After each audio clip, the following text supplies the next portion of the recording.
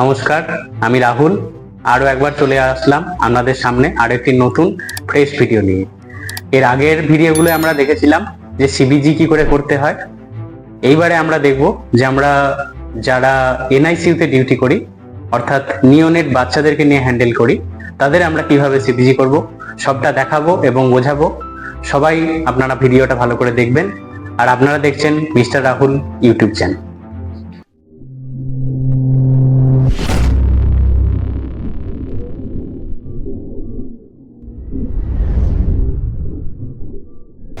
তো চলুন মেন ভিডিওতে আসি।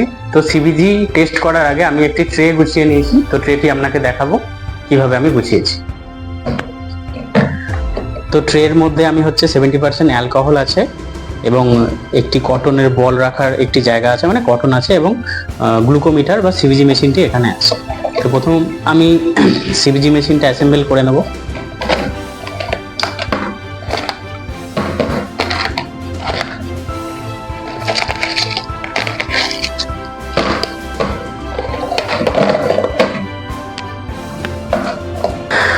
তাহলে আবার সে ঘুরে ফিরে এই জিনিসটা চলে আসলো।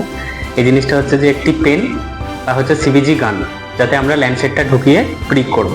তাহলে আগেও বলেছি, আরও একবার বলে দিচ্ছি, এই সিবিজি মেশিনের পেনটা কিছুটা এরকম দেখতে হয়। যেরকম আমরা পেন খুলি সেইভাবে পেনটা খুলে যাবে। এই দুদিকে থাম রাখার জন্য দু জায়গা দেওয়া আছে, আমরা ধরে এটা ঘোরালেই মাঝখান থেকে এভাবে খুলে যাবে। এবার আরেকটা খেয়াল করলে দেখা যাবে যেখানে একটি অ্যারো চিহ্ন দেওয়া আছে, যেখানে একটি স্কেল করা আছে 0 to 5। 0 to 5। এবার 0 মানে হচ্ছে যে আমরা কতটা ডেপথ চাইছি কোনো পেশেন্টকে, আমরা যখন নিডল পিক করব কতটা ডেপথে পিক করতে চাইছি সেটার একটা স্কেল করা আছে। তো 5 হচ্ছে যদি কারোর হাতের চামড়া অনেক মোটা থাকে, শক্ত থাকে, তখন আমরা তাকে 5 দিয়ে দেব। তো আমরা জেনারেলি যেটা শুরু করি 3 দিয়ে, কিন্তু যেহেতু বাচ্চা পেশেন্ট তো বাচ্চাদের আমরা 1 দিয়ে শুরু করব। তো আমি 1-এতে এটা সেট করে নেব। এই তো 1-এ সেট করে নিলাম। এবার আমি এর পেনটা খুলে নেব এবং ল্যান্ডসেটটি এখানে দিয়ে দেবো। তো ল্যান্ডসেটটা রাখার জন্য এখানে একটা ফাঁকা চিহ্ন দেওয়া আছে, এটা আমি এখানে এভাবে ঢুকিয়ে দেবো। এরপর এই ল্যান্ডসেটের মাথাটা আমি এইভাবে ঘোরালেই এখান থেকে খুলে যাবে। এরপর একদম খুবই সূক্ষ্ম একটা নিডল দেওয়া আছে, খুব সাবধানে আমি এই মাথাটা লাগিয়ে দেবো, এবং অ্যাসেম্বল করার জন্য কি করতে হবে, আমাকে জাস্ট এই পেছনের এই পিসটা একটু টানতে হবে। টানলেই এই সুইচটা বেরিয়ে যাবে। এবার এই সুইচটা টিপে দিলেই একটা শব্দ হবে, ব্যাস, তাহলেই প্রিক হয়ে যাবে। আমি আরেকবার অ্যাসেম্বল করে নেব। এই যে অ্যারো চিহ্নটা আছে, এই অ্যারো চিহ্নটা এই মেশিনের এখানে আমি পুশ করে দেবো। একটি শব্দ হলো, শব্দ হওয়ার সাথে সাথে দেখা যাবে যেখানে একটি ড্রপসের চিহ্ন দেখাচ্ছে, তার মানে এখানে ব্লাডের ড্রপস দিতে বলছে। ব্লাডের ড্রপসটা আমরা কোথায় দেবো, এখানে একটি যে ছোট্ট জায়গা আছে, এখানে জাস্ট আমরা ব্লাডের ড্রপসটা ঠেকানো মাত্র এখানে রিডিং নিয়ে নেবে। তাহলে কোনো কিছু প্রসিডিওর করার আগে আমি যাকে করব এবং যিনি করবেন তেনাকে অবশ্যই হাত স্যানিটাইজ করতে হবে। তো আমি প্রথম স্যানিটাইজ করে নেব।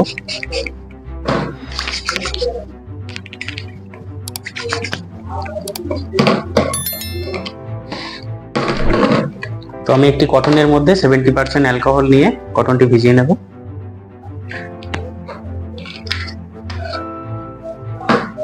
এবং আমি সরাসরি বাচ্চার কাছে চলে আসবো।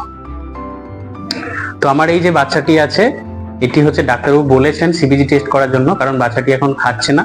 বাচ্চাটা হচ্ছে যে, তো বাচ্চাটা এখন এনপিএম এ আছে, 4 আওয়ারলি করে সিবিজি টেস্ট করা হচ্ছে, ওই জন্যই আমরা সিবিজি টেস্ট করছি। এই রকম নয় যে কোনো অযাচিত ভাবে সিবিজিটা টেস্ট করা হচ্ছে। তো যাই হোক, সেটা হচ্ছে যে আমরা কোনো বাচ্চাকে যখন সিবিজি টেস্ট করবো, আমাকে সবসময় মাথায় রাখতে হবে যে আমি কোনো রকম ভাবে বাচ্চার হাতে আমি নিডল প্রিক করবো না, কোনো রকম হাতে আমি নিডল প্রিক করবো না। তো বাচ্চাদের সবসময় হচ্ছে যে পায়ে নিডল প্রিক করতে হয়। পায়ের কোথায় করতে হয়, এই গোড়ালিতে আমি কখনোই সিবিজি নিডল প্রিক করব না। কারণ হচ্ছে যে আমি আগের ভিডিওতে যেমন বলেছিলাম যে আমাদের আঙ্গুলের মাথায়, হাতের আঙ্গুলের মাথায় নার্ভ এন্ডিং থাকে, তো এই বাচ্চাদের এই গোড়ালির মাথায় নার্ভের এন্ডিং থাকে। তো আমি প্রথম কথা হচ্ছে যে একটা খুবই নিওনেট বাচ্চা, খুবই কিউট, তো তাদের আমি এখানে করব না। এদের ক্ষেত্রেও সেম ব্যাপার, নার্ভের এন্ডিং এ যদি আমি কোনোভাবে নিডল প্রিক করে ফেলি তাহলে কি হবে, পায়েতেও সমস্যা হতে পারে।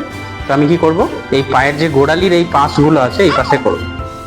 তাহলে আমি এই অ্যালকোহল যুক্ত তুলোটা নিয়ে আমি প্রথমে একটু পরিষ্কার করে নেব নিচের থেকে ওপরে। তারপর জাস্ট একটু ওয়েট করব শুকানোর জন্য।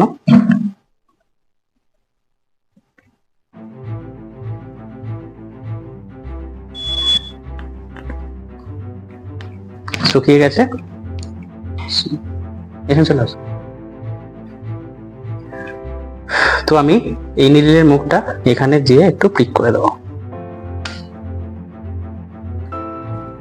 দেখো দেওয়ার সাথে সাথেই হচ্ছে যে ব্লাড চলে এসেছে। তো আমি ফার্স্ট ব্লাডটা নেব না, মুছে দেবো।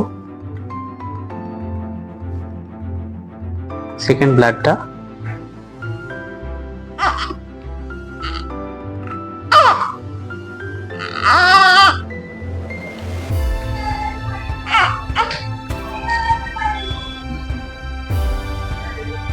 রিডিং চলে আসলো।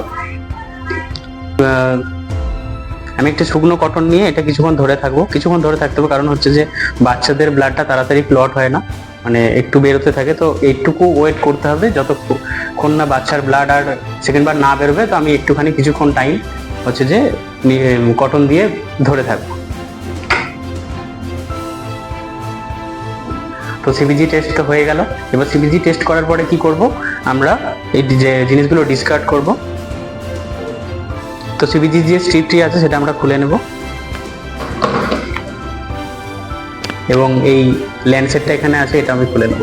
যতবার আমি সিবিজি টেস্ট করব ততবার কিন্তু আমি ল্যান্ডসেটটা করার সাথে সাথে আমি খুলে নেব, কারণ ভুল করে রাখলে দেখা যেতে পারে যে আমরা হয়তো ভুল করে অন্য পেশেন্টকে পিক করে ফেলতে পারি। তো আমরা ওটা করবো না, তো আমরা হচ্ছে করার সাথে সাথে খুলিয়ে নেব। এবং আগের ভিডিওতে যেমন বলেছিলাম যে মাথাটা আমি এর মধ্যে ফুটিয়ে দেবো।